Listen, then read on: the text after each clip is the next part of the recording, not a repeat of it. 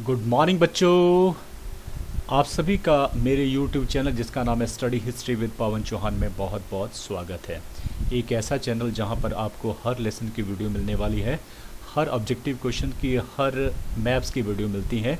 तो इस चैनल को सब्सक्राइब करना ना भूलिएगा। चैनल का नाम फिर से बता रहा हूँ, स्टडी हिस्ट्री विद पवन चौहान। तो आजकल रिवीजन राउंड के लिए आपके लिए वीडियो में डाल रहा हूँ, जिसकी इस लेसन की दूसरी वीडियो है। और लेसन कौन सा है आपको मालूम है, लेसन का नाम है 3 वर्ग। और 3 वर्ग से जो पिछले पार्ट में, फर्स्ट पार्ट में हम कर चुके हैं, वो 3 विषय कर चुके हैं। मैं इसलिए बता रहा हूँ क्योंकि ये जो 3 विषय हैं, ये आधी अधूरी जो है वो इन्फॉर्मेशन थी सामंत के बारे में। एक ऐसा व्यवस्था जिसने पूरा का पूरा यूरोपीय समाज में आज जो स्थिति है, उस स्थिति को लाने में महत्वपूर्ण भूमिका जो है अदा करी है। फ्यूडलिज्म, सामंतवाद। कल हमने उसके मुखौटे के बारे में पढ़ा था, आज हम उसके पूरे शरीर के बारे में जो है अध्ययन करेंगे। ठीक है, तो पूरी तरह से ये सामंतवादी व्यवस्था के बारे में अगर आप अच्छे से समझ लेंगे तो मैं आप दावे के साथ कहता हूँ कि अभी भी और एनुअल में पेपर में भी जो यहाँ से 5 से 10 नंबर के क्वेश्चन जो है वो आने वाले हैं, बहुत इंपॉर्टेंट है, वेरी वेरी इंपॉर्टेंट है। इस बार 10 नंबर का आ सकता है इसी जो मैं आपको ये पढ़ा रहा हूँ लेसन से, और एनुअल में 5 नंबर तो डेफिनेटली आएगा ही आएगा। चलिए, आज हम जो बात करने वाले हैं वो है सामंतवाद की विशेषताएं, उसकी जो है क्या फीचर्स थे। मैं पवन हूँ, तो जब मैं पढ़ाऊँगा आपको, जब देखेंगे आप मुझे, तो मेरे फीचर्स के बारे में आपको समझ आएगी, अच्छे या बुरे। तो अच्छों की बात भी करेंगे, गुण के बारे में बात करेंगे और हानियों के बारे में। ये तब होगा जब आप उस सामंतवाद की विशेषताओं को अच्छे से पढ़ेंगे। तो चलिए प्रारंभ करते हैं। सबसे पहले सामंतवाद की विशेषताएं, जो लॉर्ड थे उनकी विशेषताएं क्या थी। देखिए 1, 2, 3, 4, 5 हर प्रकार के नंबर के जो है क्वेश्चन आपसे यहाँ से बनेंगे। जो मैंने बोल्ड किए हैं, जितने भी शब्द मैंने बोल्ड किए हैं, इनको आपको हर हालत में उनको याद करना। ये आपके शॉर्ट नोट हुए हैं ना, आपने इनको याद कर लेंगे तो पूरी तरह से आपके नंबर कहीं नहीं जाएंगे, क्योंकि यही शब्द हैं जो प्रश्न में जब पूछे जाएंगे। तो ये अगर आप लिखेंगे तो इन शब्दों को आप अंडरलाइन जरूर करिए, ताकि उनका ध्यान इसके ऊपर जाए, और डेफिनेटली मैं कहूँगा आपके नंबर कहीं नहीं जाते हैं। यही आपके शॉर्ट नोट हैं। चलिए, सबसे पहले सामंतवादी व्यवस्था। कल हमने पढ़ा था कि वर्ग के बारे में, कि वर्ग कहाँ से शुरू होता था। वो पुजारी वर्ग से जो है प्रारंभ होता था, हमने पढ़ा है ना। लेकिन अब जो सामंतवाद जो व्यवस्था है वो कहाँ से शुरू होती है, राजा, है ना। राजा, क्योंकि राजा सैद्धांतिक रूप से, वास्तविक तौर पर जो है, जो जमीन का मालिक होते थे वो राजा होते थे। लेकिन क्या हुआ, समय बीतने के साथ साथ ये जो राजा थे, हमने पढ़ा ना कि रोमन साम्राज्य के पतन के पश्चात राजा नाम मात्र का राजा रह गया। तो उसके पास कोई स्थायी सेना नहीं थे, उसके पास जो है वो आय के साधन नहीं थे। तो जब वो कमज़ोर हो गया तो उसने क्या किया, इस भूमि को, जो उसके सैद्धांतिक तौर पर जो उसका मालिक था, उस भूमि को उसने जो है क्या कर दिया, इन लॉर्ड्स के बीच में उसको बांटने कर विवश हो गया। उसके पास कोई और चारा नहीं था, क्योंकि बाहर की विदेशी जो जातियाँ थी, जनजातियाँ थी, उनके ऊपर जो है वो क्या कर रहे थे, आक्रमण। जब भी आप कमज़ोर होंगे तो क्या होंगे, आप जो है, आपके ऊपर दूसरा दबाव पड़ेगा, दूसरे बाहरी लोग जो आपको जो है वो डराएंगे, धमकाएंगे। ठीक उसी प्रकार से यहाँ ये व्यवस्था स्थापित थी कि राजा बहुत कमज़ोर हो गया था, रोमन साम्राज्य के लोग बहुत राजा कमज़ोर थे, और इसलिए विदेशी आक्रमण हो रहे थे। तो उससे बचने के लिए राजा ने क्या किया, राजा ने जो स्थायी सेना और पर्याप्त साधन न होने के कारण जो दूर दराज के क्षेत्र थे, दूर दराज के क्षेत्र जिन पर वो नियंत्रण स्थापित नहीं कर सकता था, उस क्षेत्र को, उस भूमि को उसने क्या कर दिया, जमींदारों में बांट दिया।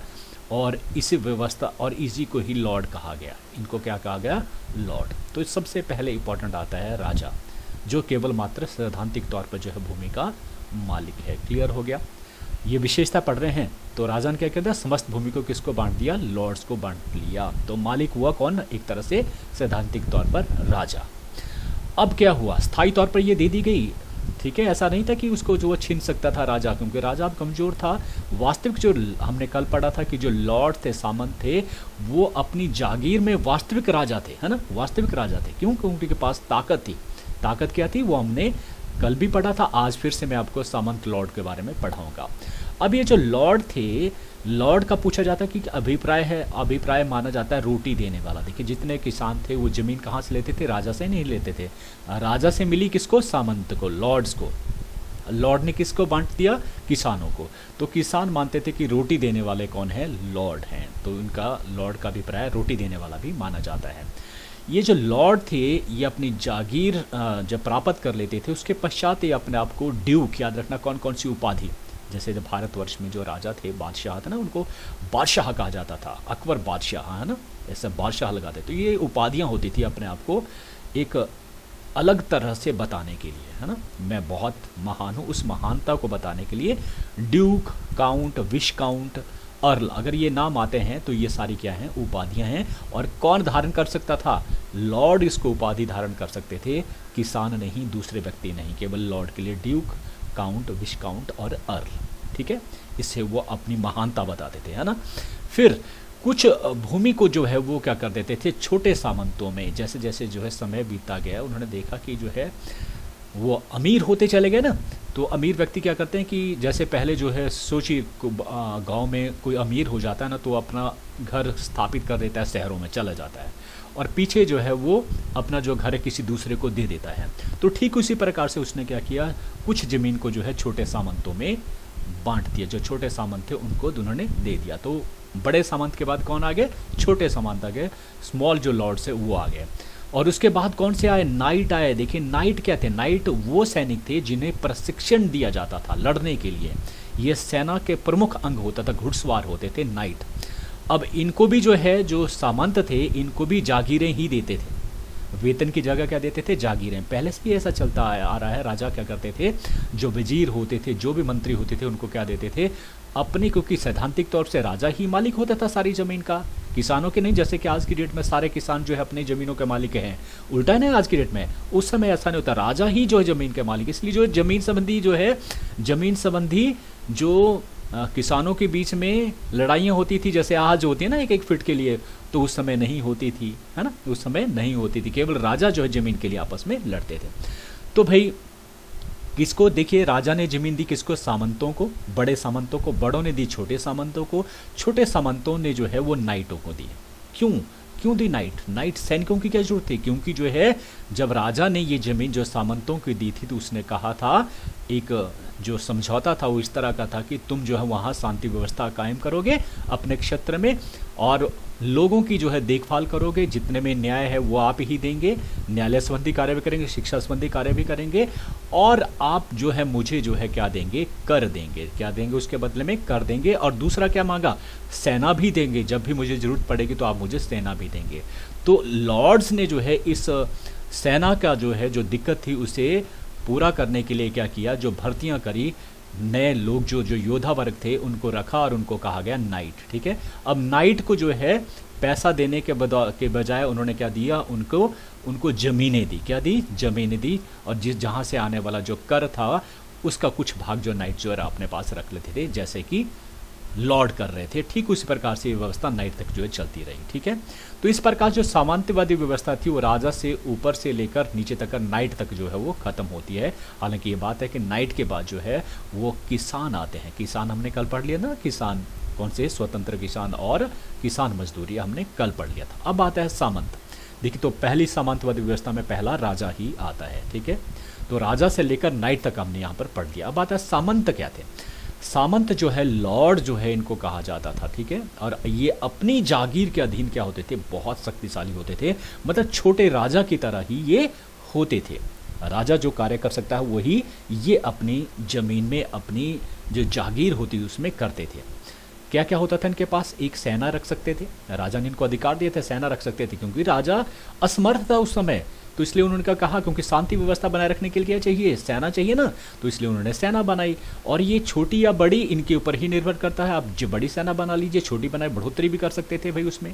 फिर दूसरा न्यायालय देने का काम, न्याय देने का काम, आपसी लड़ाई झगड़ों का जो वो काम भी कौन करते थे? अंतिम जो न्यायालय होता था वो लॉर्ड का ही होता था। अरे लॉर्ड के बाहर अगर मान लीजिए लॉर्ड की वजह से किसी की जान चली गई, किसान को मारा पीटा, तो क्या आगे कोई था ऐसा मुकदमा जहां राजा के पास जा सकते थे? बिल्कुल भी नहीं जा सकते थे, क्योंकि वो पूरी तरह किसके ऊपर आश्रित थे? वो थे सामंतों के ऊपर, ना कि राजा के ऊपर, ठीक है। तो इस प्रकार से अंतिम न्यायालय जो किसका होता था? वो इन नाइट्स का, इन नोबल्स का ही होता था। तो मुकदमों का निर्णय देना ये भी उनका ही कार्य था।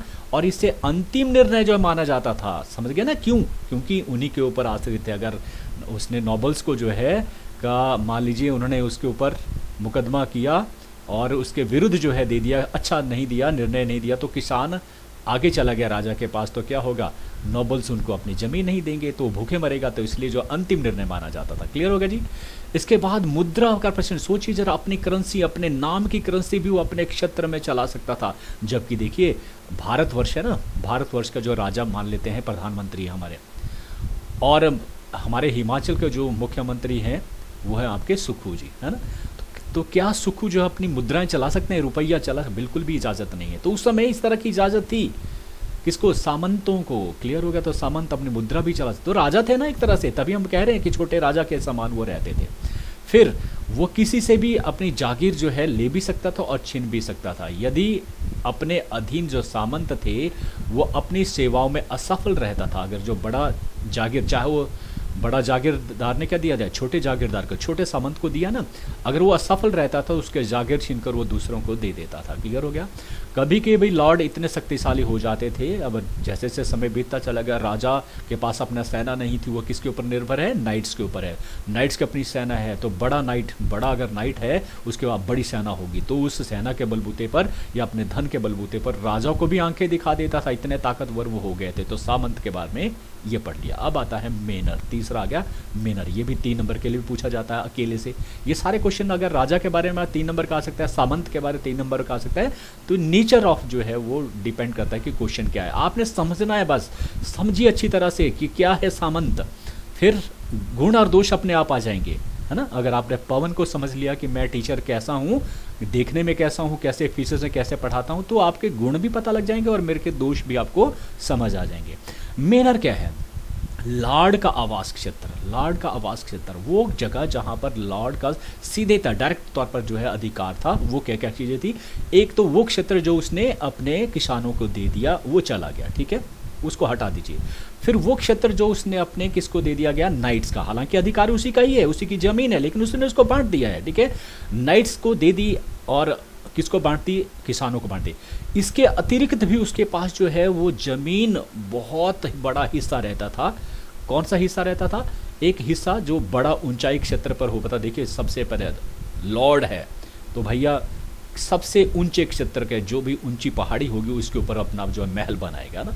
ऊंचाई जो है वो नॉवल्स का हाइट को बताता था। वो बड़ी जगह के ऊपर रहना चाहते थे जहाँ से नीचे देखा जा सकता है ना। ऐसा ये पहले से ही आ रहा है। राजा का सिंहासन ऊंचा होता है ना, देखा कभी?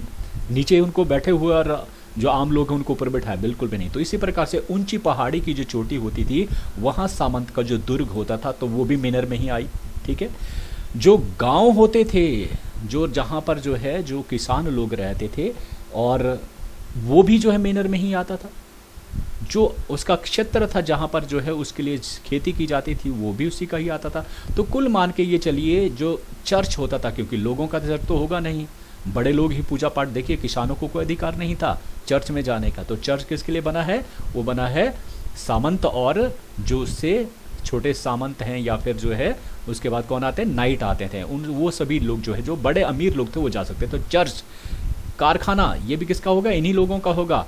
और कृषक दासों की जो झोंपड़ियाँ होती थी, जो कामगार करने की जो झोंपड़ियाँ होती थी उनकी, और विशाल देखिए जो जहाँ जो बड़े लोग होते थे ना, उन्होंने छोटे लोगों के लिए जो छोटे छोटे घर बनाए होते हैं ताकि वो उनकी सेवाएं ले सकें।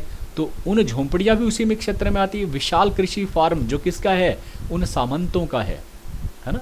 सामंतों ने कुछ हिस्सा जो है ज़मीन का, कुछ हिस्सा जो बढ़िया हिस्सा होता था जहाँ उसको अपने पास रखा होता था, लेकिन काम खुद नहीं करता था। याद रखिए किससे करना पड़ता? जो किसान मजदूर थे उनसे करवाता था ना। पढ़ा है ना कल? तो वो कृषि फार्म भी उसी में ही। मेनर, मेनर की बात हो रही कि मेनर में क्या क्या चीज़ आते हैं? चरागाह, जहाँ पर इसके पशु जो है वो चरते थे। किसानों के पशु नहीं, किसके? ड्यूक के जो है या जो नोबल्स होते थे उनके जो है जो पशु होते थे वो चराने के लिए होते थे, उनको चारागाह कहा जाता था। तो ये सारा, और इसके अलावा वन जो भूमि होती थी जहाँ से लकड़ी लाई जाती थी वो भी किसी की होती थी, वो भी मैनर की ही होती। तो इस प्रकार से ये सारा क्षेत्र जो होता था ये मैनर जो है वो कहलाता था। क्लियर हो गया जी? आवास क्षेत्र से लेकर, आवास मतलब लॉर्ड का आवास क्षेत्र केवल ये नहीं कहेंगे कि उसका जो महल वाली जगह है केवल उसी को मैनर कहेंगे। तो बहुत सारी जगहें जिसको इस्तेमाल करता था कौन, लॉर्ड करता था, उसको मैनर जो है वो कहा जाता था। इन शॉर्ट में क्लियर हो गया। अब चलते हैं थोड़ा सा आगे, और वो है नाइट के बारे में पूछा जाता है, जिसकी बात हमने करी है ना। तो नाइट अब पढ़ते हैं। नाइट कौन है? नाइट है सैनिक, योद्धा वर्ग, है ना, जो किसके ऊपर घुड़सवारी करता था, जिसके हाथ में तलवार होती थी, और वो लड़ना पसंद करते थे बजाय भागने के, और वो अगर वो हार जाते थे वो तो युद्ध में ही मरना पसंद करते थे। ये वो नाइट थे। क्लियर हो गया। तो 9वीं शताब्दी में, 9वीं याद रखना, 9वीं शताब्दी में यूरोप में जो युद्ध जो है निरंतर होते जा रहे थे। ठीक है, किसके लिए? जमीन के लिए, है ना। तो चाहे लॉर्ड्स हों चाहे राजा हों, वो लड़ रहे थे एक दूसरे के क्षेत्र पर अधिकार, क्योंकि पतन हो रहा था। किसका हो रहा था? रोमन साम्राज्य का पतन हो रहा था, और विदेशी ताकतें जो है वो हमला कर रही थी लगातार। तो उससे बचने के लिए एक स्थायी सेना की आवश्यकता पड़ी। एक स्थायी सेना चाहिए ना बचने के लिए। तो इस आवश्यकता को किसने पूरा किया? वो थे नाइट। क्लियर हो गया, समझ आई ना बात। तो नाइट क्या थे? वो सैनिक थे जिन्हें भर्ती किया गया, जिनको प्रशिक्षित किया गया सरकार की तरफ से। इनको कहा गया नाइट, इनको नाम दिया गया नाइट। क्लियर हो गया। कौन सी शताब्दी में? 9वीं शताब्दी में। क्यों किया गया? क्योंकि उस समय युद्ध चल रहे थे, रोमन साम्राज्य पतन की ओर जा रहा था, और उस समय बाहरी विदेशी ताकतें जो युद्ध कर रही थी, आक्रमण कर रही थी, उससे बचने के लिए नाइट जो है। लेकिन आपको याद होगा नाइट किसने किए? नाइट किए लॉर्ड्स ने भर्ती किए। लॉर्ड्स ने अपनी सेना बनाई, नहीं कि राजा ने। राजा के पास कोई सेना नहीं थी, तो लॉर्ड ने जो है नाइटों को रखा। ठीक है, और उसके बदले में उनको क्या दिया? जागीरें दी, बड़ी बड़ी जागीरें दी। और इन जागीरों को, क्योंकि जागीरें दी, वेतन के बजाय जागीरें दी जाती थी, है ना, बड़े अधिकारियों को, तो वो जो जागीर होती थी इतनी बड़ी होती थी। सोचिए कि नाइट की जागीर के बारे में पढ़ रहे हैं हम, लॉर्ड्स की जागीर के बारे में नहीं पढ़ रहे थे। सोचिए उससे आइडिया लगा सकते हैं कि लॉर्ड की जागीर कितनी बड़ी होती होगी। तो जो नाइट होते थे उनको 1000 एकड़ से 2000 एकड़ के मध्य, सोचिए 1000 एकड़ को अगर मैं बीघा में, क्योंकि बहुत सारे लोग हमारे जो यहाँ के हैं जो बीघा में ही जानते हैं ना, तो 1000 एकड़ में जो बीघा पढ़ते हैं ना, एक एकड़ में जो बीघा पढ़ते हैं वो है 1.62, लगभग 1.5 बीघा जो ज़मीन जो है अगर आपके पास है तो उसको 1 एकड़ जो है गिना जाता है। तो अगर मैं 1000 एकड़ की बात करूं तो 1620 बीघा, 1620 बीघा जो है 1000 एकड़ में हुई। क्लियर होगा। और अगर मैं 2000 एकड़ की बात करूं तो इसमें आ जाएंगी 3240 बीघा। तो सोचिए एक फिफ्थ जो होती है, यस फिफ्थ क्या है? फिफ्थ क्या है? वो जमीन, वो जागीर जिसे जो है किसने दिया है? लॉर्ड्स ने दिया है। किसको? नाइट को, जो सैनिक है, प्रशिक्षित सैनिक है, योद्धा है, उसको दिया है। 1000 से लेकर 2000 एकड़ के बीच में उसको ज़मीन दे दी जाती थी। और इसके बदले में क्या लेता था? उससे कर लेता था कुछ, और उसकी सेवाएं जो है वो लेता था। सेवाएं क्या देगा? वो युद्ध लड़ेगा। किसकी तरफ से? लॉर्ड्स की तरफ से, जो युद्ध में लड़ेगा। क्लियर होगा, समझाई बात। हाँ, तो ये है फिफ्थ के बारे में। ये शब्द भी याद रखना। फिफ्थ क्या है? वो जागीर है जो उसको लॉर्ड ने उसको दी है उसकी सेवाओं के बदले में। क्लियर हो गया। उसको फिफ्थ। और कितनी रहती थी? 1000 से लेकर 2000 एकड़। तो सोचिए एक जो नाइट होता था, एक सैनिक होता था, उसके पास ही 1000 से 2000 एकड़ लैंड होती थी। तो सोचिए जो उनका लॉर्ड होता था उसके पास कितनी लैंड जो है होती होगी। तो वो राजा से कम नहीं होता था। फिर प्रत्येक जो फिफ्थ में जो नाइट क्या करता था? नाइट का घर भी होता था, उसका चर्च भी होता, उसकी पन चक्की, जो पवन से चलने वाली चक्की, देखिए आपने बड़े बड़े पंख जो है 3 या 4 पंख होते थे और उससे वो चलते थे। चाहे वो आपका आटा पीसना हो, जो पवन चक्की से क्या चलने लगा? घराट भी चलने लगे। पानी निकालना हो वो भी काम होने लगा। अगर जूस निकालना तो पन चक्की जो है वो ज़रूर होती थी। मदिरा संपीड़क, जहाँ पर जो है मदिरा बनाया जाता था, चाहे अंगूर का बनाया जाए, किसी और चीज़ का बनाया जाए, किसानों के लिए झोंपड़ियाँ, ये सारी व्यवस्था जो उस फिफ्थ में होती थी। क्लियर हो गया। क्योंकि नाइट भी खुद काम नहीं करेगा, वो बड़ा अधिकारी है सेना में, तो इसलिए जो है सेना का सैनिक बहुत बड़ा सैनिक है, तो इसलिए उसको जितनी बड़ी फिफ्थ जो दिए, 1000 एकड़ बोला ना मैंने, कितना? 1620 बीघा। अब इतने बीघे के ऊपर खुद तो खेती नहीं करेगा। खेती तो कौन करेंगे? कृषक दास ही करेंगे। तो उनकी झोंपड़ियाँ हो, कृषक दास हो, और पंचकी वो खुद लगाता था, जिसको चलाने का कार्य भी वही करते थे। मदिरा संपीड़क का काम ये किसान करते थे। उनकी खेती बाड़ी करना ये सारे, तो किसानों की झोंपड़ियाँ, किसान वहाँ रहेंगे भी। जब वहाँ पर उनको ज़मीन दी जाएगी तो वहाँ रहेंगे भी। नाइट अपना अधिकांश समय कहाँ व्यतीत करते थे? सेना के साथ गुजारते थे, क्योंकि उनको इसलिए रखा गया था, योद्धा वर्ग थे वो, और लगातार वो प्रशिक्षित जो है वो अपने आप को करते रहते थे, लगातार प्रशिक्षित। अगर वो अपने आप को प्रशिक्षित नहीं करेंगे तो हार जाएंगे, और हारना वो बुरा मानते थे, और वो मरना पसंद करते हारना के बजाय। तो इसलिए वो लगातार उनको प्रशिक्षित जो है उनको मिलता रहता था। आवश्यकता पड़ने पर क्या करते थे वो, जैसे ही उनके लॉर्ड ने कहा और आवश्यकता पड़ने पर वो अपनी सेना का प्रयोग जो है वो करते थे। ठीक है, क्लियर हो गया, उनकी सेना का प्रयोग जो है वो करते थे। हो गया जी, आवश्यकता पड़ने पर लॉर्ड उनकी सेना का प्रयोग जो है वो करते थे। किसकी? नाइट, जो योद्धा है उसको जो है। तो एक सैनिक है ये, सैनिक है, लेकिन एक बड़ा सैनिक है वो। ये मत मान लेना कि सिंगल वो सैनिक है, वो अपने अंडर बहुत सारे सैनिक जो है वो रखेगा, प्रशिक्षित सैनिक जो है वो रखेगा, घुड़सवार सेना रखेगा, और खुद उसका लीडर होगा। उसे लीडर को नाइट कहा जाता था। क्लियर हो गया? तो नाइट के अंडर जो बहुत सारी सेना होती थी, और उस सेना की जरूरत जो है किसको होती थी? फिर लॉर्ड्स को होती थी। जब भी लॉर्ड्स जरूरत पड़ते, और लॉर्ड, और अगर राजा को जरूरत है तो वो किसको बोलेगा? वो बोलेगा, हाँ यस, किसको बोलेगा? लॉर्ड को बोलेगा। राजा बोलेगा लॉर्ड को, और लॉर्ड बोलेगा नाइट को, और इस प्रकार से फिर सेना जो इकट्ठी होती थी। फिफ्थ के बारे में पता लग गया सबको, ठीक है। तो फिफ्थ के बदले में वो क्या बोलता था? एक तो धनराशि देता था, वो कर देता था हर वर्ष, और इसके बदले में वो अपनी सेवाएं भी दे देता था। मतलब सेवा क्या हुआ? अपने सैनिक जो है उसकी सेवा में प्रस्तुत करता था, जिनको वो प्रशिक्षित करता रहता था। अब आता है किसान वर्ग, कृषक वर्ग। इसी व्यवस्था में कृषक सबसे अंतिम वर्ग जो है वो आता है, और इसके बारे में हमने कल बड़ा विस्तृत जो पढ़ लिया। तो मैं शॉर्ट में ही कहूँगा, जनसंख्या सबसे ज़्यादा थी। कितनी थी? 85% से लेकर 90% जनसंख्या इन्हीं लोगों की थी। लेकिन इनका जो जीवन था वो बदतर था। क्या थी?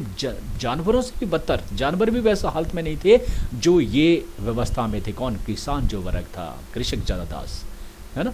तो लॉर्ड अथवा जो नाइट, जो उनकी ज़मीनें जो है जोतता था, चाहे लॉर्ड के उसमें जा रहा हो चाहे नाइट के उसमें जा रहा हो, तो हर कोई उनसे जो है काम लेता था। और काम भी क्या? 18 से लेकर 20 घंटे तक का काम जो उनसे लेते थे। और कुछ काम ऐसे लेते जिसको बेगार, कल भी कहा था ना, बेगार। बेगार क्या होता है? वो काम जो नाइट या लॉर्ड की ज़मीन पर जाकर जो है वो काम करता था। हफ्ते में कितने दिन होते थे? 3 या उससे भी अधिक दिन होते थे। सोचिए कहाँ जाएगा वो? जो लॉर्ड ने अपने पास कुछ ज़मीन रखी है अपने गुजारे के लिए, और नाइट ने जो रखी है, उस ज़मीन के ऊपर भी काम कौन करता था? यही लोग करते थे। और उसके बदले में उसे कुछ नहीं मिलता था, वेतन नहीं मिलता था, और इसलिए इसको कहा जाता बेगार। तो वो भी यही करते थे। तो हम बदतर हालत के बारे में पढ़ रहे हैं, क्या करना पड़ता था। इसके अलावा कल हमने बहुत सारी चीज़ों के बारे में पढ़ा है। उन पर प्रतिबंध थे, शिक्षा नहीं प्राप्त कर सकते, चर्च वो नहीं जा सकते थे, बहुत सारे प्रतिबंध। केवल क्या करेंगे? लॉर्ड और नाइट की जो है खेती करेंगे, भाई उनकी देखभाल करेंगे। ठीक है जी। घोर अत्याचार उनके ऊपर होते थे, लेकिन इसके बावजूद भी देखिए, मैंने कहा ना 16 से 20 घंटे 18 घंटे तक उनसे काम लिया जाना, लेकिन उसके बावजूद भी वो भूखे रहना पड़ता था, क्योंकि जो पूरा मेहनताना उनको नहीं मिलता था। और इसलिए उनकी जो झोंपड़ियाँ थी वो बहुत गंदी थी, गंदी स्थिति में वो रहते थे। निकासी, पानी निकालने का कोई साधन नहीं था। नाम मात्र के वस्त्र उनके जिस्म के ऊपर होते थे, नाम मात्र के वस्त्र, सड़े गले वस्त्र उनके ऊपर होते। पैसा ही नहीं मिलेगा तो नशे, जो भरपेट खाने के लिए पैसे नहीं मिल रहे, वो वस्त्र के ऊपर कहाँ खर्च कर पाएगा। तो संक्षिप्त में उनका जो जीवन था वो कैसे था? नरक समान था। ये थे कृषक दास। क्लियर हो गया? तो यहाँ हमारा जो खत्म होता है एक तरह से इसकी विशेषताएं, किसकी? सामंतवाद की। अब आता है कि गुण और दोष, ये आपको समझ जाएंगे। अब सामंतवाद के गुण और दोष क्या? सबसे पहले हम पढ़ लेते हैं इसके एडवांटेजेस पढ़ लेते हैं। क्या है? गुण। पहला, कानून व्यवस्था की स्थापना। सबसे पहले हमने क्या पढ़ा था कि हुआ क्या कि जो है रोमन साम्राज्य का पतन हुआ, राजा कमजोर हुए, उनके पास अपनी सेना खत्म हो गई, उनके पास जो है आय के साधन नहीं थे, इसलिए उन्होंने दूर दराज के जो क्षेत्र थे जिन पर वो नियंत्रण स्थापित नहीं कर पा रहे थे, वहां पर उसने जमीनों को किसको दे दिया? सामंतों में बांट दिया था। ऐसा पढ़ा था हमने ना। तो उन जगह, अब उसने ऐसा करने से क्या हुआ? सामंत, इसे कहा गया सामंतवादी व्यवस्था। जब उसने बांट दिया उसको कहा गया सामंतवादी व्यवस्था, और सामंत यहाँ के राजा बन गए, उन जमीनों के मालिक बन गए। तो उसमें क्या हुआ? इसमें सबसे पहला गुण क्या हुआ कि जहाँ पर अराजकता फैली हुई थी, लोग जो है एक दूसरे की संपत्ति को लूट रहे थे, अब वहाँ पर जो क्या हुआ, उस पर रोक लगी, क्योंकि अब वहाँ पर किससे दे दिया गया कानून व्यवस्था का? वो दे दिया गया सामंतों के हाथ में। तो इस प्रकार से रोमन साम्राज्य के पतन के पश्चात जो चारों ओर अराजकता का जो वातावरण था, जहां लूट मार हो रही थी, लोग असुरक्षित थे, उनका जान माल जो का नुकसान हो रहा था, कृषि और व्यापार जो तबाह हो रहे थे, उस समय सामंतवादों को ये व्यवस्था दी गई और उससे उन्होंने क्या किया, वहां पर कानून व्यवस्था की स्थापना की। क्लियर हो गया? तो एक जो काम हुआ, अच्छा गुण जिसे हम कह लेंगे, कि वहां पर कानून व्यवस्था की स्थापना हुई। फिर दूसरा, कुशल प्रशासन। अब कुशल प्रशासन भी दिया, हमने पढ़ा ना उनको, उन्होंने उनके पास क्या क्या अधिकार थे, सेना रखने का अधिकार उनके पास, हर तरह का उनको जो है वो निर्णय देना, वो सारा अधिकार रखा। तो हर प्रकार के कुशल शासन व्यवस्था, जो अराजकता फैली हुई थी, जो भगदड़ मची हुई थी, राजा को सेना तैयार करने का उल्लेखनीय जो योगदान दिया, किसने? कुशल प्रशासन दिया जा रहा है, मतलब उसने सेना भी रखी, किसने रखी? लॉर्ड्स ने, नाइट के जरिए, है ना, नाइट के जरिए रखी। तो उस सेना को जो है कौन? राजा भी इस्तेमाल कर सकता था। तो राजा को जो बैठे बैठाए जो है सेना भी बनने लगी। ये शासन चलने का तरीका था, ये शांति व्यवस्था भी बनाए रखी उसने। और समस्या बेहतर ढंग से समझना, इसका निपटारा करना, वो कौन कर सकता? लॉर्ड, जो उस क्षेत्र में ही रहने वाला। राजा बहुत दूर बैठा है, राजा उस समस्या को नहीं समझ सकता है। अगर मैं मोदी जी को बोलूं कि गांव में ये दिक्कत है, वो नहीं समझ पाएंगे, क्योंकि वो उनसे बेहतर जो है उस गांव का रहने वाले जो व्यक्ति है वो ज़्यादा समझ सकता है। तो उस गांव का व्यक्ति कौन था? वो था लॉर्ड। क्लियर हो गया? जिसको उसकी समझ थी। इसलिए जो निर्णय थे, जो शासन था, वो अच्छे से चलने लगा। ठीक है, अच्छी व्यवस्था से चलने, कुशल प्रशासन की हम बात कर रहे हैं। तो राजा की अपेक्षा जो सामंत जो थे, सामंत पर अधिक निर्भरता पैदा हुई। लोग राजा की बजाय, इसका जो है अवगुण भी कह सकते हैं, लेकिन लोग जो है सबसे ज़्यादा किसको अपने अपना मानते थे? वो थे सामंत। सामंतों पर अधिक निर्भरता जो है किसकी होगी? किसानों की होगी। तो कुशल प्रशासन दिया उन्होंने, सामंतों ने आगे। तीसरा, ये गुण है इसका, तीसरा है निरंकुश राजतंत्र पर अंकुश लगाना। निरंकुश राजतंत्र क्या होता है? कि जब राजा जो है निरंकुश हो जाता है, क्योंकि देखा हमने कि जैसे जैसे रोमन साम्राज्य का पतन क्यों हुआ? क्योंकि जो अंतिम जो राजा थे वो सूर और सुंदरी में ही व्यतीत रहे, पैसा बहुत था, तो रोमन साम्राज्य जो है धन दौलत से भरा हुआ था। होता ना, कई राजाओं के बच्चे जो है, या कई जो बड़े बड़े अमीर के बच्चे, शहजादे हैं, वो क्या कर रहे हैं? पैसे का दुरुपयोग करते हैं। तो ठीक प्रकार से उन्होंने भी पैसे का दुरुपयोग करना जो शुरू किया। और क्या करते थे कि निरंकुश राजतंत्र, निरंकुश, कि मैं राजा हूं तो मैं हर कुछ कर सकता हूं, मुझे कुछ भी अधिकार है, और गलत भी कर सकते हैं। जब वो गलत करना, उसे कहते हैं निरंकुश, उसे कहते हैं जिसके ऊपर अंकुश न, राजा के ऊपर कौन अंकुश नहीं था। तो उस पर अंकुश भी इसी व्यवस्था ने लगाया। किसने? सामंतवादी व्यवस्था ने। कैसे लगाया था? मैंने कहा था ना कि वो कैसे बन गए, इतने ताकतवर हो गए, उनकी अपनी सेना थी, हर प्रकार से वो राजा से भी ऊपर बन गए, सुप्रीम बन गए। इस प्रकार से अब वो राजा जब कभी कोई गलत काम करता था उसको मानने से इनकार कर देते थे। इस प्रकार राजा पर अंकुश लगाने का काम किसने किया? सामंतों ने ही किया, क्योंकि वो क्या चाहते थे? जनता की भलाई। प्रारंभ में जो लॉर्ड्स थे वो एक्चुअल में ही लॉर्ड्स थे, भगवान थे किसके? किसानों के। लेकिन जैसे जैसे उनके पास धन दौलत आते, कि कहते हैं जितना पैसा आता रहा ना, उतना ही लालची आदमी होता रहता है। तो बाद में जो लोग, उनके जो उत्तराधिकारी आए, वो किसानों को चूसने लग पड़े। तो इस प्रकार से जो राजा करता था वही लॉर्ड जो बाद में करने लगे। लेकिन प्रारंभ में वो क्या करते थे? जनता की भलाई करते थे और शासकों से उनको बचाते थे गलत राजतंत्र व्यवस्था से। क्लियर हो गया? तो ये हमने पढ़ा, तीसरा निरंकुश राज पर अंकुश लगाना। चौथा है सूरवीरता को प्रोत्साहन। सूरवीरता, अगर आप में योग्यता है, आप किसी भी तरह के व्यक्ति हैं, किसी भी जनजाति से संबंध रख, लेकिन आप में सूरवीरता है तो आपको नाइट, आपको पद दिया जा सकता है, नाइट बन सकते हैं आप। ठीक है, ये किसने किया? इसी सामंतवादी व्यवस्था ने जो है वे दिया। तो बहादुरी अगर आप में है, रण कौशल अगर आप में है, तो आपको जो पद सेना में जो है वो आपको पद भी दिया जाएगा, वो पैसा धन दौलत भी दी जाएगी। तो इस प्रकार से रण क्षेत्र में विजय प्राप्त करने अथवा वीर गति को प्राप्त करने को बहुत गौरवशाली जो समझा जाता उस समय, है ना, एक सेना में काम करना। और फिर ऐसे आज भी ऐसा है ना कि कोई जो व्यक्ति, किसी का बच्चा जो है अगर हमारे फौज में है, तो अगर वो मर जाते हैं तो क्या क्या उसके ऊपर उड़ाया जाता है? हमारा देश का जो तिरंगे में लिपट कर वो आते हैं, तो लोग उमड़ते हैं। आपने देखा जब भी किसी फौजी को उस समय जलाया जाता है जो तिरंगे में लिपट कर आया हो, तो हजारों लाखों के लोग जो इकट्ठे हो जाते हैं। वो कि देश प्रेम और जो रण क्षेत्र में जो या विजय प्राप्त करने का जो जज्बा था, वीर गति उसको प्राप्त हुई, ये उस समय जो है शुरू हो चुका था। लोग उसको गौरवशाली समझते थे, इसलिए लोग जो है अधिक से अधिक जो है वो लॉर्ड की सेना में जाना चाहते थे। अतः इस काल में बहादुरी दिखाने वाले सामंत का जो समाज में, लेकिन ये अलग बात था कि उन्होंने एक जो है बाउंड्री बना रखी थी। निम्न तरह के जो लोग थे, किसान थे, वो नहीं जा सकते थे। केवल जो है अमीर लोग और उनके बच्चे ही जो है वो सूरवीरता को दिखा सकते थे, और अगर उसने दिखा दी, रणकौशल दिखा दिया, तो उसको जो उसी तरह का पद जो है दिया जाता था। तो इस प्रकार से सूरवीरता को प्रोत्साहन उसमें दिया गया। पांचवा है कला और साहित्य को योगदान। कला और साहित्य दो ऐसे क्षेत्र हैं कि जब आप अमीर होते हैं तो उस स्थिति में ही आप दूसरी कलाओं को भी प्रोत्साहन करने का जो है जज्बा रखते हैं, है ना। आपके पास पैसा, धन दौलत नहीं होगी तो आप दूसरी चीज़, कला और साहित्य, इस तरफ नहीं जाएंगे जी।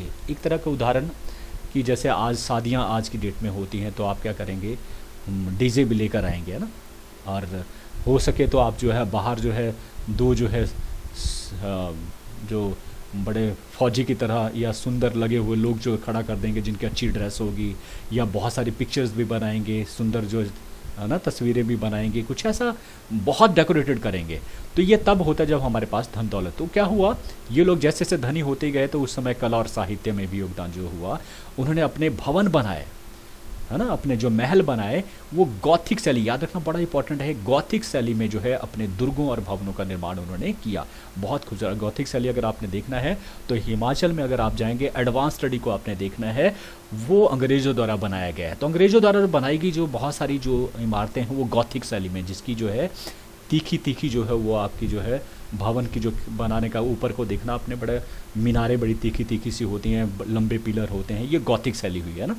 बहुत ही सुंदर और भव्यता ये उस समय जो है प्रारंभ किया, सुंदर और भव्यता का विशाल जो है वो परचम जो है दिखाया गया उसी तक के दौरान में। तो ये कला कौन सी, भवन निर्माण कला का उस समय जो है वो विकास हुआ। अगर हम चित्रकला की बात करें या साहित्य की बात करें तो उसमें भी उल्लेखनीय विकास हुआ। और उस समय जो भी साहित्य लिखे जाते थे वो दो तरह के प्रमुखता विषय उनके होते थे। कोई ना कोई विषय होना चाहिए ना, किसके ऊपर लिख रहे हैं आप, तो युद्ध और प्रेम, क्योंकि बहुत सारे युद्ध उस समय होते थे और प्रेम वश वाले जो थे ऐसे जो है साहित्य जो है वो लिखे जाने के, तो दो विषय थे, युद्ध और प्रेम। क्लियर हो गया। अब आता है हानियाँ, इसके अवगुण क्या थे, डिसएडवांटेजेस क्या थी।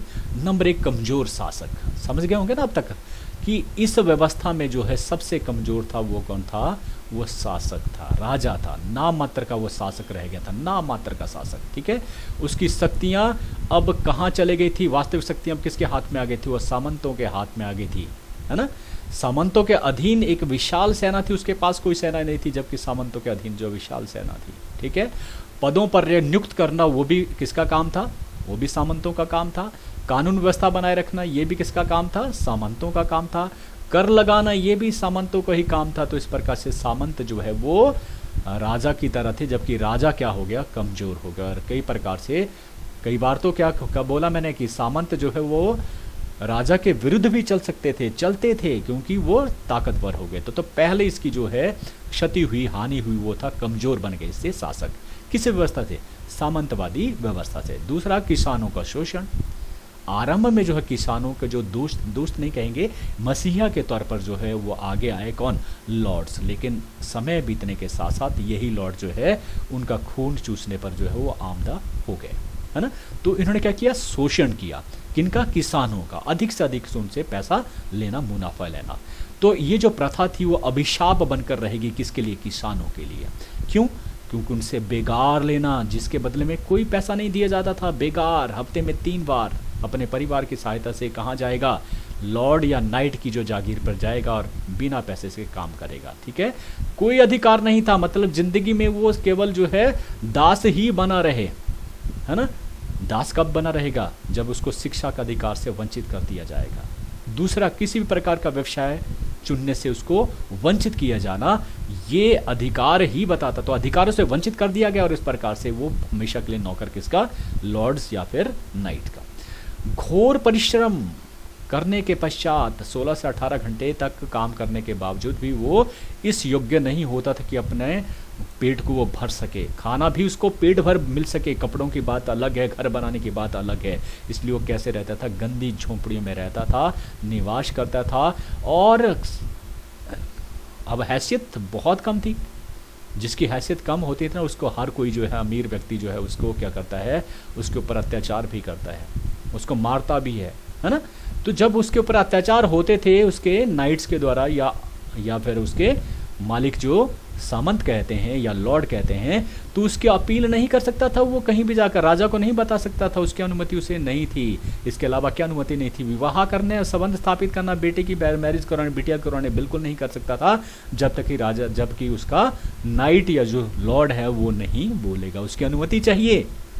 इसके अलावा भी बहुत सारी ऐसी चीज़ थी जो ऐसा लगता कि सचमुच जब कभी भी शादी अगर वो कर लेता था तो उसकी पत्नी को जो है पहली रात जो है लॉर्ड के पास ही जाना पड़ता। सोचिए कितना जीवन क्या था उनका। तो इसलिए हम कहेंगे उनका जो जीवन था वो नरक समान था। तो दूसरा जो था इसकी हानि वो था किसानों का शोषण। तीसरा आ गया युद्धों को प्रोत्साहन।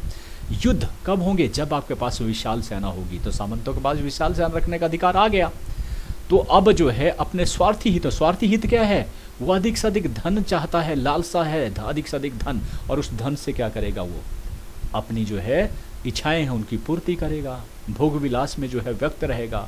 तो उन हितों को पनाने के लिए, हितों को जो है साधने के लिए उसने विशाल सेना रखी, और पैसा जो है किसानों से शोषण करते रहे, और इससे क्या हुआ, युद्ध होते रहे जागीरों को प्राप्त करने के लिए। ठीक है, तो कई बार तो वो राजा के विरुद्ध भी विद्रोह कर देते थे, चूकते नहीं थे। तो इससे क्या हुआ, अपना ही नुकसान हुआ, अपने ही घर का नुकसान हुआ, है ना। अगर हिमाचल का जो राजा है, जो सीएम है, वो अपनी सेना लेकर जो है वो मोदी के विरुद्ध खड़ा हो जाए तो किसका नुकसान है, ये आपसी घर का ही युद्ध हो जाता है, गृह युद्ध इसका कहेंगे ना। तो इन युद्धों को प्रोत्साहन देकर जो है कि अर्थव्यवस्था का गहरा आघात लगा, है ना। हमारी जो अर्थव्यवस्था थी उसको नुकसान मिला युद्धों को प्रोत्साहन के कारण, विशाल सेना रखने के कारण। अगर उनके पास विशाल सेना नहीं है, सोचिए अगर जो है हर गांव के लोगों को जो है अधिकार दे दिया जाए कि वो अपनी रक्षा के लिए पिस्तौल रख ले, बंदूक रख दे, तो क्या होगा, हर कोई जो है एक दूसरे को मारने के लिए तैयार होगा। अगर उनके पास वो चीज़ होगी ही नहीं तो वो चीज़ वो कर नहीं सकता है। तो जब ये चीज़ दे दी गई विशाल सेना, तो उससे क्या हुआ, अपने ही लोगों का नुकसान हुआ, अपनी ही अर्थव्यवस्था को जो है गहरा घात लगा। ये तीसरा जो है अवगुण हुआ। चौथा है अनैतिकता का प्रसार। अनैतिकता, ज़्यादा पैसा है ना, जितना ज़्यादा पैसा था अनैतिक आदमी अनैतिक होता जाता है। बड़ी बड़ी जागीर उनके पास थी, इसलिए उनके पास धन आ गया, इसलिए वो धन आ गया तो सूरा और सुंदरी, सूरा क्या हुआ, शराब पीना, और सुंदरी हुआ स्त्रियों को, जो सुंदर सुंदर स्त्रियां उनके साथ हमेशा व्यसन में पड़े रहना। इसलिए वो बड़ी संख्या में रखैलें जिनके साथ वो शादी नहीं करता है, ऐसी औरतें जिनके साथ वो संबंध स्थापित करता है केवल, और उनके साथ शादी नहीं करता, उनको रखैलें कहा जाता था। अपनी संपत्ति की तरह उनको इस्तेमाल करता था। फिर कृषक की जो नवविवाहित, जो मैंने अभी कहा था कि कृषक, जो भी उसके अंडर जो कृषक होते थे, उनकी जो नवविवाहित पत्नी होती थी, उसे भी प्रथम रात कहाँ गुजारना पड़ती थी, अपने लॉर्ड या जो अपना नाइट है उसके घर में, उसके महल में। तो इस प्रकार से इस व्यवस्था ने अनैतिकता का भी प्रसार किया। किसका प्रसार किया, अनैतिकता का। ये अवगुण चौथा। पांचवा, राष्ट्रीय एकता में बाधा। राष्ट्रीय एकता कहता है राष्ट्र की एकता, जैसे भारत की एकता है ना।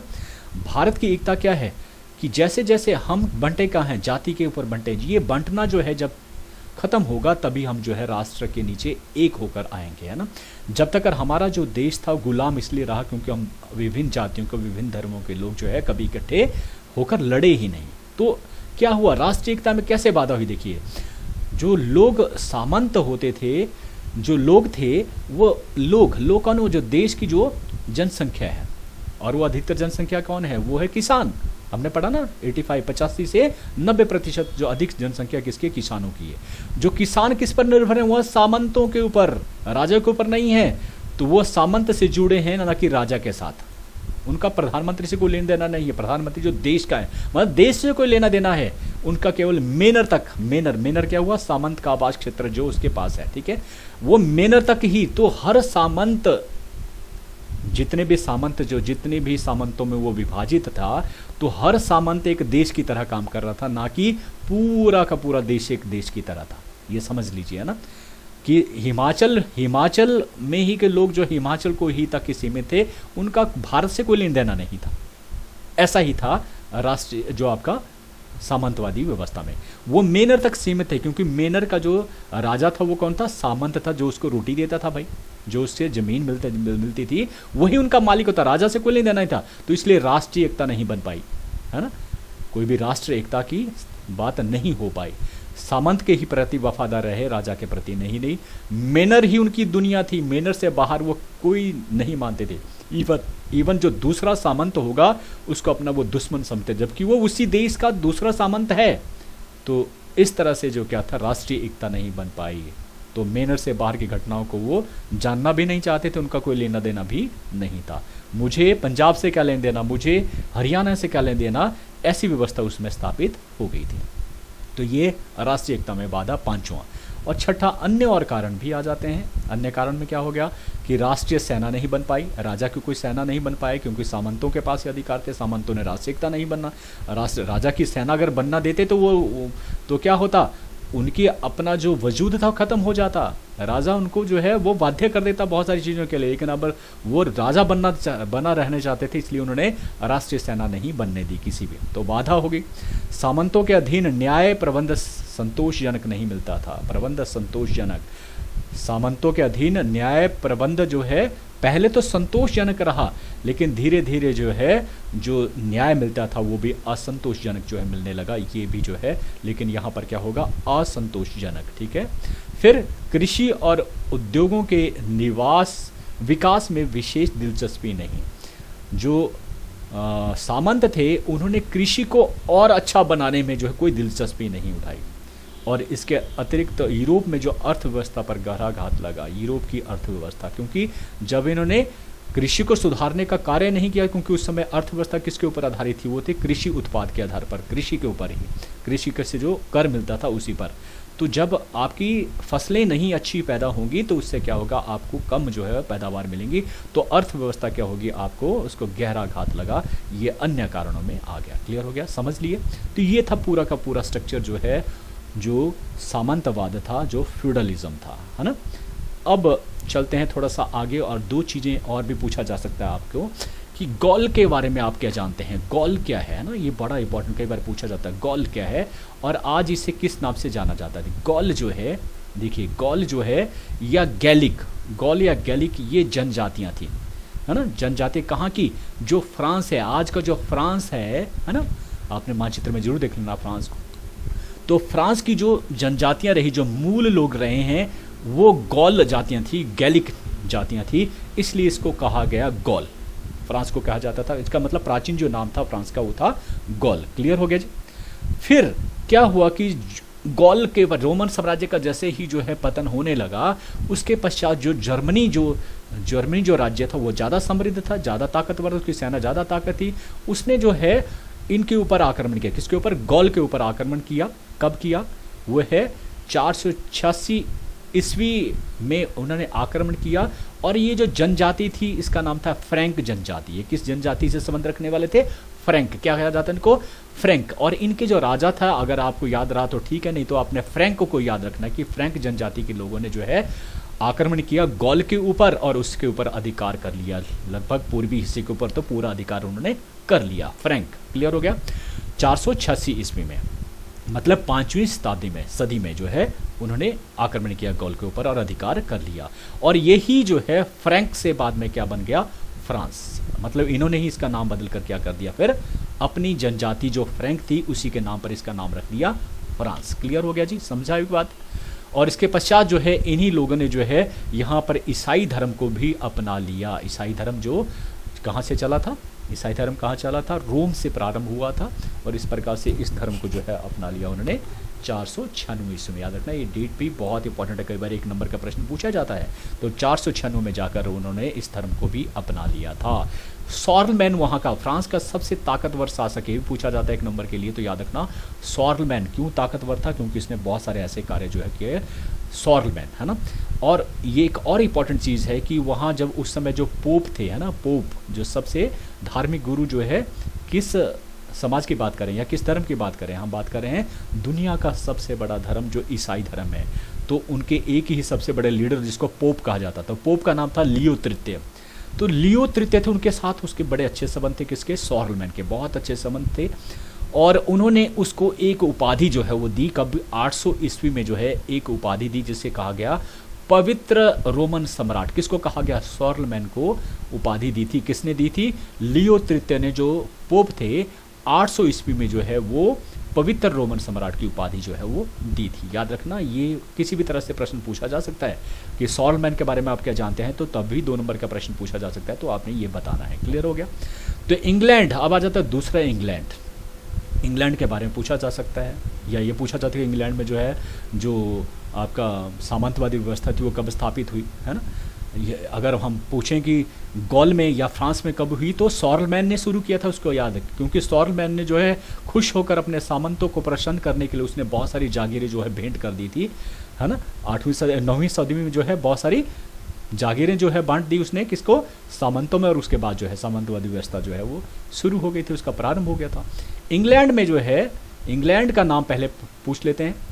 इंग्लैंड का नाम क्यों पड़ा, देखिए इंग्लैंड में जो है एक जनजाति थी, एंजल जनजाति, जो आकर वहाँ पर बस गई थी। एंजल जातियों ने जो कि लोगों ने जो इंग्लैंड के ऊपर मध्य यूरोप के ये प्रारंभ हुए थे, मध्य यूरोप मतलब लगभग फ्रांस और की बात करें उस तरफ से ये लोग आए थे, और ये एंजल जनजाति के लोग थे और इंग्लैंड में आकर बस गए, और इसलिए इस भूमि को कहा जाता था एंजल लैंड। क्या कहा जाता था, एंजल लैंड, जहाँ पर एंजल रहते, देखने में बहुत खूबसूरत है, इसलिए एंजल जो क्या होते हैं, बड़े हम सोचते हैं जो फरिश्ते होते हैं ना, तो ठीक है उसी प्रकार से जो है ये आज भी देखना आप इंग्लैंड के लोग कितने खूबसूरत होते हैं, तो इसलिए एंजल लैंड के नाम से इनको जाना जाता था। क्यों, क्योंकि एंजल जनजाति के लोग थे, और इसी का ही रूप बाद में बदल कर जो है इंग्लैंड पड़ गया, तो इसलिए इसका नाम इंग्लैंड पड़ा। याद रखना, एंजल जनजाति के नाम पर इसका नाम पड़ा इंग्लैंड, है ना। हो गया जी। फिर एंजल के पश्चात जो है सेक्शन लोग भी वहाँ पर आए, उन्होंने भी उस पर आक्रमण किया, और वहाँ पर जो है उनके राजा जो है वो ने राज करना शुरू किया। अब 11वीं शताब्दी में, याद रखना 11वीं, यहाँ 9वीं शताब्दी में जो है हुआ था प्रारंभ, जो है 11वीं शताब्दी में क्या था, नॉर्मैंडी, याद रखना, नॉर्मैंडी जो है उत्तरी फ्रांस की जगह को के लोगों को कहा जाता नॉर्मैंडी। तो नॉर्मैंडी के ड्यूक, है ना, उत्तरी फ्रांस का जो ड्यूक था, है ना, ड्यूक जो है राजा को कहा जाता था, ये उपाधि है, जिसका नाम था विलियम। ड्यूक विलियम ने जो है एक सेना ली और इंग्लिश चैनल को जो है वो पार किया। देखिए, जो अगर मैं इंग्लैंड ये कहूँ तो ये इंग्लैंड है, ठीक है, यहाँ इंग्लिश चैनल है। इंग्लिश चैनल हुआ जो सागर है, पानी है ना, समुद्र है, और इस साइड को जो है आपका फ्रांस पड़ता है, इसकी भूमि पड़ती है, बीच में नहीं है। जो इंग्लैंड है वो पूरी तरह से समुद्र से घिरा हुआ है ना, तो इस प्रकार से इस चैनल को यहाँ से का चला, नॉर्मैंडी का जो ड्यूक था जिसका नाम था विलियम था, और उसने जो है चैनल को पार किया और यहाँ पर आक्रमण कर दिया, इंग्लैंड पर आक्रमण किया, कब, 11वीं शताब्दी में, और इस प्रकार से वहाँ पर उसने क्या किया, अपने को राजा घोषित कर दिया, और इस प्रकार वहाँ का जो सेक्शन राजा था उसको हराज दिया। अब उसने क्या किया, यहाँ की जो भूमि थी, जो इंग्लैंड की भूमि थी, उसको जो है 180 जो है अभिजातों को बांट दिया था। जो उसके साथ गए हुए थे अभिजात वर्ग के लोग, जो नॉर्मन उनके साथ गए हुए थे, उनको जो है उसने 180 में ये भूमि बांट दी, और इस प्रकार से वहाँ पर भी वहाँ पर भी किसकी व्यवस्था की स्थापित हुई, हम बात करें लॉर्ड, इन्हीं को ही लॉर्ड कहा जाए। ये जो अभिजात वर्ग था, जो 180 नॉर्मन थे, उनको ही जो है कहा गया लॉर्ड कहा गया। क्लियर हो गया। तो इस प्रकार से वहाँ पर भी 11वीं शताब्दी में स्थापित जो है वो व्यवस्था स्थापित होगी, और माना जाता है कि यही जो नॉर्मंडी के जो शासक जिन्होंने धावा बोला था या आक्रमण किया था इंग्लैंड के ऊपर 11वीं शताब्दी में, ड्यूक विलियम थे, इन्हीं की ही संतान जो है आज वहाँ के राजा जो हैं, आज वहाँ के जो राजा है वो भी विलियम की ही जो है वो संतान है, मतलब संतानी आगे से आगे जो है वो संतानें हैं। क्लियर हो गया। उन्हीं के ही हम बोलेंगे उत्तराधिकारी हैं, उत्तराधिकारी, तो ये समझ लेना है। अब तक जो आपने पढ़ा है उसको अच्छे से समझ लिया होगा, तो देखते हैं ये प्रश्न जो है एक एक करके मैं आपसे पूछूंगा। तो तैयार हैं आप लोग? चलिए, सबसे पहला, और रोमन साम्राज्य में डैश को गॉल नाम से जाना जाता। बिल्कुल सही कहा, फ्रांस, एकदम से आपने जवाब दिया, शाबाश। इस तरह से दूसरा, फ्रांस के लोगों ने डैश इसमें ईसाई धर्म को अपना लिया। देखिए आक्रमण किया कब किया गया था, और कब, उसके 10 साल के बाद आपने कर लिया। तो आक्रमण हुआ था जाकर 486 में, और 496 में जो है ईसाई धर्म को उन्होंने अपना लिया था। क्लियर हो गया। तीसरा, डैश फ्रांस का सर्वाधिक शक्तिशाली शासक, बिल्कुल सही कहा, शॉर्लमैन, है ना, जिसे पवित्र राजा के तौर पर भी सम्मानित किया गया था, है ना। चौथा ये रहा, सैद्धांतिक रूप में डैश समस्त भूमि का स्वामी। कौन होता है? राजा। बिल्कुल सही कहा। ये सामंतवादी व्यवस्था का जो है पहला जो है वो हमने पढ़ा राजा के बारे में। तो सैद्धांतिक तौर पर राजा ही भूमि का मालिक। लॉर्ड से अभिप्राय है क्या देने वाला? रोटी देने वाला। बिल्कुल सही कहा। छठा, यह लॉर्ड का आवास क्षेत्र क्या कह रहा था? मैनर। बिल्कुल सही कहा। सातवां, लॉर्ड अपनी विस्तृत जागीर का कुछ हिस्सा डैश को देता था। किसे देता था? सोचिए, वो सैनिक सबसे बड़ा, हाँ बिल्कुल, जिसी को कहा जाता था नाइट कहा जाता था, और नाइट को दी जाने वाली भूमि उसको कहा जाता था फिफ्थ। और उसका आकार सामान्य तौर पर कितना एकड़ होता था? 1000 से लेकर 2000 एकड़ लैंड। बिल्कुल सही कहा, अच्छे से आपने सुना है। आठवां यह है, सामंतों ने डैश शैली में दुर्गों और भवनों का निर्माण। कौन था सर? वो गॉथिक शैली। बिल्कुल सही कहा। नौवां, 6ठी सदी में मध्य यूरोप से डैश जनजातियों के लोग डैश में आकर बस गए, और इसलिए इस भूमि को कहा गया डैश में कहा गया। देखिए यहाँ पर होगा इंग्लैंड। तो आप समझ लिए दो क्या होगा। 6ठी शताब्दी मध्य में कौन से आए थे? एंजिल लोग आए थे और इंग्लैंड में आकर ये बस गए थे, और इस भूमि को कहा जाता है, क्या कहा जाता है? एंजिल लैंड कहा जाता था। एंजिल लैंड कहा जाता था। 10वां ये रहा, 11वीं सदी में नॉर्मेंडी के जो ड्यूक थे, जो फ्रांस, उत्तरी फ्रांस से जो लोग आए थे, ड्यूक आया था जिसका नाम था, यस याद रखना, विलियम। क्या नाम था? विलियम। उसने सिख सेना ली, और कौन सा चैनल पार किया था? इंग्लिश चैनल उसने पार किया, और इंग्लैंड के जो सेक्शन राजा थे उनको हरा दिया उसने। ठीक है ना। एंजल के बाद कौन आए थे? सेक्शन लोग आए, सेक्शन जाति के लोग जो है वहाँ पर आए थे। ठीक है जी। तो ये रहा अब तक का जितना मैंने आपको पढ़ाया। आशा करता हूँ आपने बहुत अच्छे से इसको समझ लिया। थैंक यू जो आपने मुझे सुना। इसी तरह से सुनते रहिए और सब्सक्राइब करना मत भूलिए। इन वीडियो को आगे से आगे अपने दोस्तों तक जरूर पहुँचाएँ। धन्यवाद। Thank you.